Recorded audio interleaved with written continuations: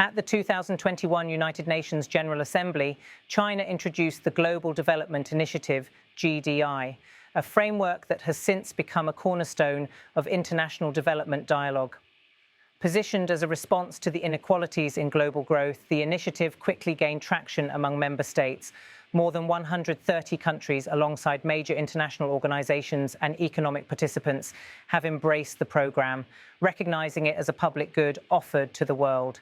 In the 4 years since its introduction, the GDI has mobilized over $23 billion to support countries in the global south. This financial backing has driven more than 1,800 cooperation projects spanning health, education, infrastructure and trade. Looking forward, Beijing has pledged to launch another 2,000 small but beautiful livelihood projects in developing countries. Additionally, it plans to collaborate with the World Health Organization and other partners on more health-related programs.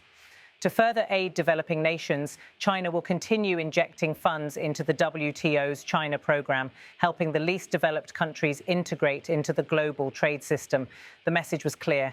Development is a continuous process. Officials reiterated that China remains committed to working with all nations through the GDI, aiming to accelerate the UN's 2030 Agenda for Sustainable Development and build a more prosperous and beautiful tomorrow. Attention soon turned to Taiwan, with Chinese representatives accusing the island's authorities of undermining global stability. The charge was direct. The Taiwan authorities are engaging in political manipulation, deliberately interfering with and undermining the stability of the global semiconductor production and supply chain, attempting to weaponize semiconductors against the consensus of the international community on the One China principle. Such efforts will only end in failure. Beijing pointed to the rapid growth of its domestic semiconductor industry, noting that mature process chip capacity accounts for nearly 42.8% of global production. Breakthroughs in advanced processes were also highlighted as evidence of China's resilience. Referencing South African customs statistics, China underscored that in 2024, its chip exports to South Africa were triple those of Taiwan. Officials stressed that the island's actions would have no substantial effect on South Africa's industries, but instead would only backfire. China praised Pretoria for its continued recognition of the One China principle, emphasizing that semiconductor cooperation further deepens the comprehensive strategic partnership between the two nations. The issue of Palestine was framed as central to the Middle East. Officials reiterated the Palestinian issue is the core of the Middle East question. The two-state solution is the only way to resolve the Palestinian issue. China pledged to work with the international community to firmly support the Palestinian people's aspirations for independence and statehood, aiming for an early, comprehensive and just settlement. In a notable shift toward future-oriented development, Chinese Premier Li Qiang introduced the Artificial Intelligence plus International Cooperation Initiative.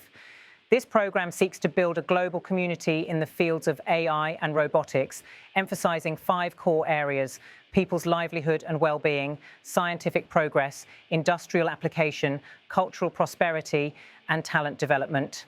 The initiative invites countries to engage in cooperative AI actions guided by principles of mutual respect, mutual benefit, and shared advancement. Li used a poetic metaphor to frame the ambition. One flower blossoms and spring arrives in 50 places. Thousands of flowers bloom and the garden is full of color. China, with its concentration of innovative talent and resources, pledged to make AI a new highlight of international collaboration, presenting Chinese-style modernization as a pathway that can generate opportunities for global development. The discussion then moved to the war in Ukraine. A question cited the Ukrainian president's statement at the UN Security Council, in which he remarked, "China is a powerful country, that Russia now completely depends on China, and that if Russia must be forced to stop aggression, without China, Russia is nothing." Responding, Beijing reiterated that from the first day of the crisis, it has upheld an objective and fair position. Chinese representatives insisted that online accusations and wars of words had yielded little, and that their position was widely understood by relevant parties. When asked about signals from Premier Li Qiang's planned address in New York, the response was cautious. This is the information released. Please stay tuned on climate change. The Chinese delegation stressed that this remains a common challenge facing all humanity and emphasized that international cooperation is the only way out. Officials reaffirmed Beijing's commitment to deepening green development, strengthening partnerships, and addressing the climate crisis through scientific innovation. Another question referred to remarks by Japanese Prime Minister Ishiba Shigeru, who stated, "If history is not seriously faced, we cannot open a bright future."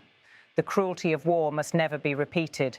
After the war, the people of Asia accepted Japan with tolerance. However, Chinese officials criticized the omission of key elements such as aggression and apology, saying Japan had avoided acknowledging its wartime role. They reminded the audience of the China-Japan joint statement, which documented Japan's responsibility for the enormous damage caused to the Chinese people during World War II. Officials urged Tokyo to deeply reflect on historical crimes, reject efforts to beautify or cover up aggression, and demonstrate commitment to peace through concrete actions. Former US President Donald Trump, addressing the UN General Assembly, accused both China and India of funding Russia by purchasing its oil, labeling them as major controllers behind Moscow's war effort. Beijing dismissed the claims, restating that its position on Ukraine has always been fair and peace-oriented. Officials pointed out that, including the US and Europe, the majority of countries are carrying out trade with Russia. They added that normal exchanges and cooperation between Chinese and Russian enterprises comply with WTO rules and market principles. They do not target third parties and should not be interfered with or disrupted. China, they said, will take all necessary measures to safeguard its rights and interests. Marking the UN's 81st anniversary, Beijing highlighted the body's irreplaceable role in maintaining peace and promoting development. Officials stressed that the more complex and turbulent the international situation, the more important it is to uphold and defend the UN's authority. China, as both a founding member and a permanent Security Council member, reiterated its strong support for the UN's central role. President Xi Jinping's recent global governance initiative was cited as a contribution towards strengthening international institutions. Beijing called for renewed commitment to the UN Charter and revitalization of the organization's role in addressing global challenges. Premier Li Qiang's comments on trade reform also drew attention. At the high-level GDI meeting, he announced, as a responsible major developing country, China will not seek new special and differential treatment in current or future WTO negotiations. This decision was framed as a proactive step to strengthen the multilateral trading system and a key element of implementing both the GDI and the Global Governance Initiative. Amid growing unilateralism and protectionism, China cast this move as a demonstration of responsibility, underscoring its willingness to pursue high-quality development, expand openness, and safeguard the multilateral trade framework. When asked about the French Foreign Ministry's demand for the release of Chinese citizen journalist Zhang Da, the response was brief. Officials said, "Thank you. I am not aware of the situation you mentioned. China is a country governed by law, and it guarantees the lawful rights of every citizen according to law. We oppose any country or organization interfering in China's internal affairs or judicial matters under any pretext." With no further questions, the press conference concluded.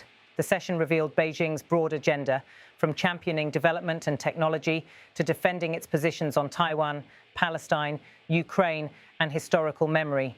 At its core, the narrative underscored China's effort to position itself as both a responsible power and a driving force in shaping international cooperation.